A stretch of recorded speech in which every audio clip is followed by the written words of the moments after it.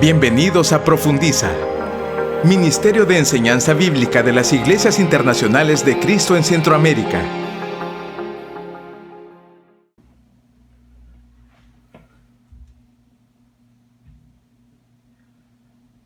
Sesión 2 de Profundiza. Estamos en la sesión 2 y vamos a tener algunos pequeños videos, más o menos de 5 minutos, en los que vamos a estar viendo esta sesión 2. Primero lo que vamos a hacer, quiero dar la bienvenida a Profundiza a cada uno de ustedes. Vamos a hacer un pequeño resumen sobre la importancia de lo que leímos en la contextualización en el libro. ¿Recuerdan la primera sección que se leyó sobre la contextualización?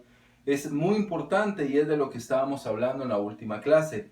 El entender que nosotros, antes de contextualizar, o sea, de llevar el texto a nuestro diario vivir o a nuestro mundo actual, necesitamos entender claramente lo que existe o lo que hubo o lo que hay de Dios en esos textos antiguos. Entonces es muy importante esta parte, pero hay algo que es importante y que vimos en la lectura y espero que ha sido de bastante interés, pero sinceramente estas secciones que leímos te sacuden porque te hacen ver los errores comunes que se cometen en la predicación, especialmente en los predicadores jóvenes, es como decía el libro. Pero creo que nadie escapa, cuando habla de predicadores jóvenes, tal vez está hablando principalmente de jóvenes de edad, pero también de jóvenes en el ministerio. Pero siendo honestos, cuando vamos entendiendo el tiempo, vemos que mantenemos a veces los mismos patrones. Y cuando algo mal se aprende mal al inicio, es tan difícil después poder corregirlo. Entonces es muy importante, hermanos, nosotros comprender la parte de esta contextualización. Y hablaba de algunos tipos, como la adhesión ciega, ¿verdad? Hablaba específicamente sobre eso y es muy importante nosotros como cristianos poder comprenderlo. Pero quiero citarme en tres puntos que él habló, tres tipos de predicación, y que era la predicación impresionista, ¿verdad? Él usaba esas analogías de esos pintores impresionistas y cómo nuestra predicación puede llevar un tinte de poder captar la atención de las personas, de impresionarlos, ¿verdad? De las que las personas sientan que esto es nuevo, esto es diferente, ¿verdad? Esto es distinto totalmente, pero no nace del texto. Aunque es una predicación, pues si lo queremos ver, animante, inspirante, motivante, no es algo que nace del texto y es un grave error. También hablaba de que ese tipo de predicación trae crecimiento, ese tipo de predicación trae nuevos miembros, ese tipo de predicación trae personas que están llegando al ministerio, pero que no están siendo edificadas y que no porque sea funcional en cuanto al crecimiento significa que es lo que Dios quiere y que sea una predicación bíblica. La siguiente que él hablaba era la predicación ebria, ¿verdad? Él puso la analogía del farol, ¿verdad? El farol que el borracho lo utiliza solo para sostenerse, pero no para iluminarse. Y a veces usamos, eso hablábamos un poquito del trampolín en la última sesión. La predicación ebria es esa persona que se agarra, ¿verdad?, de la escritura para decir lo que él quiere decir, ¿verdad? La escritura no es la que habla, sino esa persona. Y me impresionó tanto, y lo quiero citar, el ejemplo que él da de Corintios 8, 2 de Corintios 8 y 9.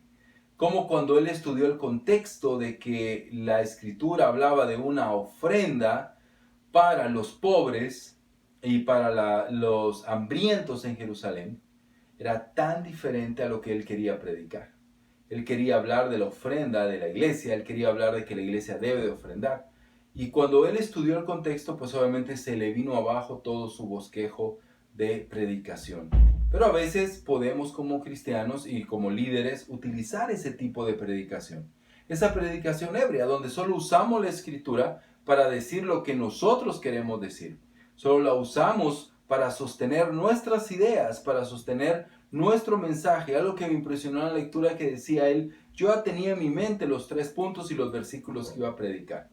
y luego pues solamente acomodé las escrituras. ¿Cuántas veces hemos cometido esos errores? Los errores los hemos hecho tantas veces, hermanos, que definitivamente por eso estamos en este curso, para aprender a que esto cambie. Y la última, que hablaba de la predicación inspirada, ¿verdad? Es esa que nace de las emociones, y hablaba de algunos tipos de interpretación que se dieron en la Iglesia Católica, pero que ahora también se dan en nuestras, o en las iglesias que están cristianas en nuestro contexto, y definitivamente también se debe de dar, o hemos cometido ese error en nuestra iglesia. Y es cuando no vas al texto y no hay un estudio profundo del texto, sino también te basas por tus sentimientos, por lo que sentiste en tu tiempo con Dios, por lo que sentiste en tu devocional diario, y en base a ese sentimiento vienes y predicas lo que la escritura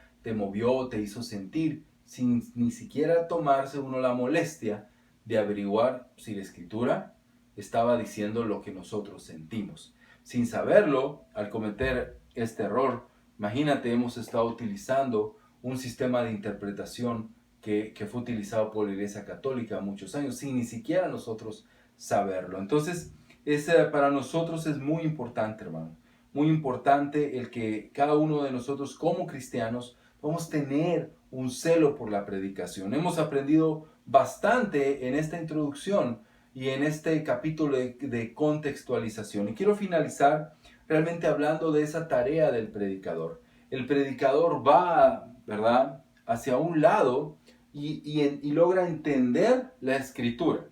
Logra entender qué es lo que la escritura dice, logra entender qué es lo que está pasando, de qué habla la escritura.